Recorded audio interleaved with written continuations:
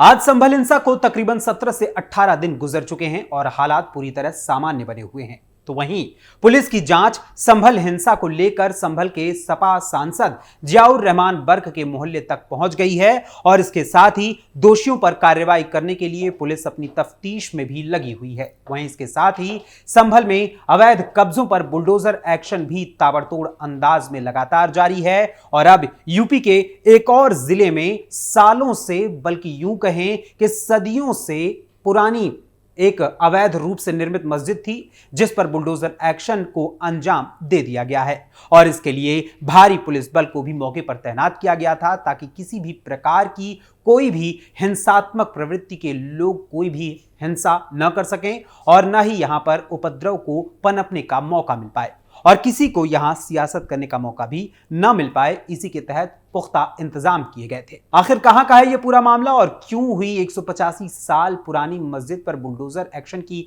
कार्रवाई, आपको बताएंगे विस्तार से हमारे खास प्रोग्राम थर्ड आई के आज के इस अंक में। नमस्कार, वंदे मातरम, कैपिटल टीवी उत्तर प्रदेश देख रहे हैं आप और मैं हूं आपके साथ अखिलेश पांडे। दरअसल यह पूरा मामला है यूपी के फतेहपुर जिले का, जहां इस समय कानपुर से बांदा सागर मार्ग पर हाईवे बनाए जाने की तैयारी की जा रही है और इसके लिए सड़क के दोनों ओर बनी दुकानों, मकानों और साथ ही धार्मिक स्थलों को भी तोड़ा जा रहा है। और आज इसी क्रम में फतेहपुर में तकरीबन 185 साल पुरानी नूरी मस्जिद को भी जमींदोज कर दिया गया है। बल्कि यूं कहूं कि यह कार्रवाई कल से ही की जा रही है। हुआ कुछ यूं कि फतेहपुर के कानपुर बांदा सागर मार्ग पर बने अवैध निर्माणों को तोड़ने के लिए पीडब्ल्यूडी ने नोटिस जारी किया था और यही नोटिस नूरी मस्जिद को भी जारी किया गया था। लेकिन नोटिस जारी होने के बाद भी जब मस्जिद को नहीं गिराया गया तो पीडब्ल्यूडी विभाग ने बुलडोजर से मस्जिद गिराने का समय दिया, लेकिन पीडब्ल्यूडी द्वारा दिए गए समय के भीतर कार्रवाई नहीं की गई। मस्जिद के उस हिस्से को नहीं गिराया गया जो कि अवैध था तब, बल्कि नूरी मस्जिद को गिराने के नोटिस के मामले को पूरी तरीके से मस्जिद कमेटी लेकर पहुंच गई हाई कोर्ट।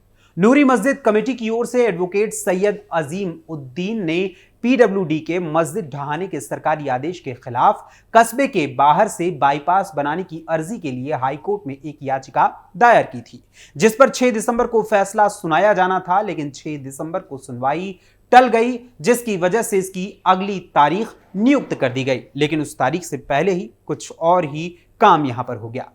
खबरों के मुताबिक यह मस्जिद आज से लगभग 185 साल पहले सन 1839 में बनाई गई थी।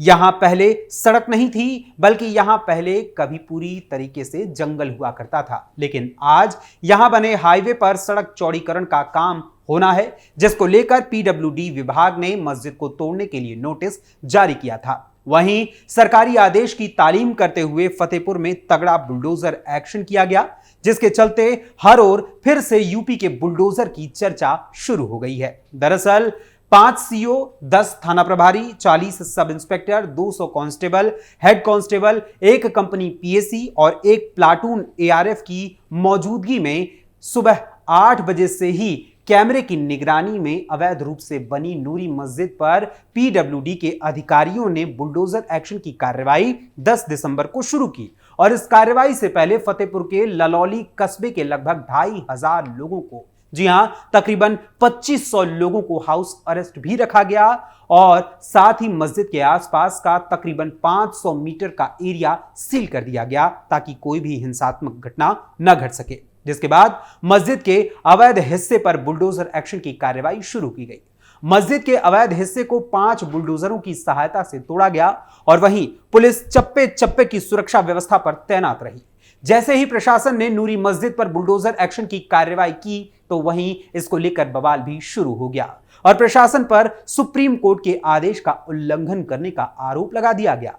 दरअसल मीडिया रिपोर्ट्स के अनुसार मस्जिद कमेटी ने दावा किया कि लगभग 185 साल पहले 1839 में जब इस नूरी मस्जिद को बनाया गया था तो उस समय यहां जंगल था, न कि कोई सड़क। ऐसे में अवैध निर्माण की बात गलत है।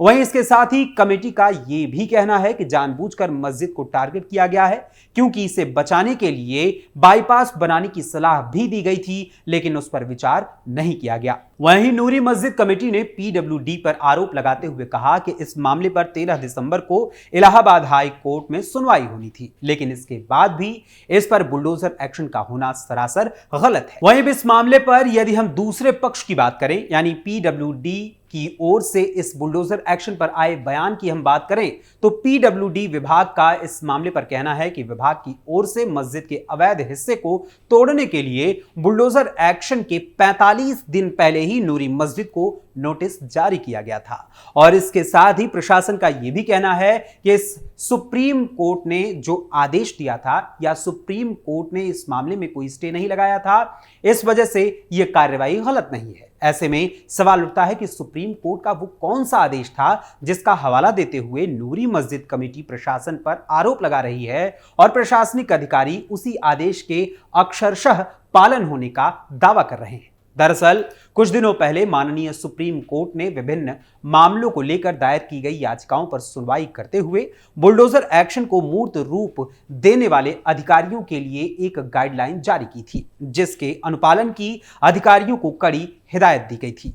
माननीय सुप्रीम कोर्ट ने अपनी जारी की गई हिदायत में साफ तौर पर कहा था कि बुलडोजर एक्शन से कम 15 दिन पहले नोटिस जारी करना अनिवार्य होगा। वहीं इस आदेश को लेकर पीडब्ल्यूडी विभाग का कहना है कि उसने मस्जिद कमेटी को बुलडोजर एक्शन के 45 दिन पहले ही नोटिस दे दिया था, यानी कि माननीय सुप्रीम कोर्ट के आदेश की अवहेलना नहीं हुई है, बल्कि उसका अक्षरशः पालन हुआ है। वहीं इसके साथ ही सुप्रीम कोर्ट ने यह भी कहा था कि अगर सड़क या नालियों पर अतिक्रमण कर कोई भी स्ट्रक्चर बनाया गया है तो उस पर जिला प्रशासन एक्शन ले सकता है। वहीं पीडब्ल्यूडी के एक्शन के अनुसार यहां भी सड़क चौड़ीकरण का काम हो रहा है, तो ऐसे में यहां भी सुप्रीम कोर्ट के आदेश का पालन पूरी तरीके से किया जा रहा है। वहीं पीडब्ल्यूडी द्वारा सुप्रीम कोर्ट के निर्देशों का पालन किए जाने की पुष्टि फतेहपुर के ललौली स्थित नूरी जामा मस्जिद कमेटी के अध्यक्ष मोहम्मद मोइन खान के इस बयान से ही होती है, जिसमें उन्होंने खुद स्वीकार किया है कि उन्हें बुलडोजर एक्शन से पहले नोटिस तामील कराई गई थी। नूरी जामा मस्जिद कमेटी के अध्यक्ष मोहम्मद मोइन खान ने कहा, हमें नोटिस मिली थी, ये सही है, लेकिन अब हम नोटिस के खिलाफ हाईकोर्ट में गए हैं। प्रशासन ने मनमाने ढंग से अतिक्रमण हटाया है। हमें सिर्फ इबादत का सामान निकालने का मौका दिया गया है और अतिक्रमण हटाने के दौरान भी हमें दूर रखा गया है। मस्जिद निर्माण के 100 साल बाद सड़क बनी है, लेकिन अब हर दिन सड़क के मानक बदले जा रहे हैं। कोर्ट में न्याय के लिए लड़ेंगे। 70% मस्जिद का हिस्सा सुरक्षित है, जहां और विस्तार के साथ निर्माण कराया जाएगा। अब इस मामले की अगली सुनवाई में क्या फैसला आता है, यह तो हाई कोर्ट ही तय करेगा, लेकिन फिलहाल मस्जिद के अतिक्रमण वाले हिस्से को जमींदोज कर दिया गया है, लेकिन पूरी मस्जिद को नहीं किया गया है, यानी 70% हिस्सा मस्जिद का अभी भी बरकरार है। एक और जहां अवैध निर्माणों के विरुद्ध यूपी में योगी सरकार कड़ा रुख अख्तियार कर रही है और कड़े रुख को अपनाकर बुलडोजर एक्शन की कार्रवाई कर रही है, तो वहीं बीच बीच में इस बुलडोजर एक्शन को लेकर कभी सपा प्रमुख अखिलेश यादव तो कभी उनके सहयोगी राहुल गांधी विभिन्न बयानबाजियां करते हैं। लेकिन आज के समय में इन दोनों के ही रिश्तों में कुछ न कुछ कहीं ना कहीं दरार पड़ती हुई नजर आ रही है और इस बुलडोजर एक्शन पर दोनों ही अब चुप्पी साधे हुए हैं। वैसे आपको बता दूं कि फतेहपुर में अतिक्रमण हटाने के लिए और उसके खिलाफ कार्रवाई करने के लिए नूरी मस्जिद कमेटी के अलावा 139 लोगों को भी नोटिस जारी किया गया था और मस्जिद पर बुलडोजर एक्शन से पहले सभी अवैध निर्माणों और अतिक्रमणों को हटा दिया गया था और इसके लिए प्रशासन ने अभियान चलाकर पूरे इलाके को अतिक्रमण मुक्त भी कराया था। लेकिन मस्जिद कमेटी को 45 दिन का समय दिए जाने के बाद भी कमेटी ने अवैध निर्माण को नहीं हटाया, जिसके बाद अब पीडब्ल्यूडी विभाग ने अंततः माननीय सुप्रीम कोर्ट के निर्देशों का अक्षरशः पालन करते हुए बुलडोजर की कार्रवाई की है, क्योंकि विभाग के अनुसार उन्हें इस कार्रवाई पर रोक लगाने के लिए हाई कोर्ट की ओर से कोई भी स्टे ऑर्डर नहीं मिला था, न तो सुप्रीम कोर्ट की ओर से कोई स्टे ऑर्डर यहां पर मिला।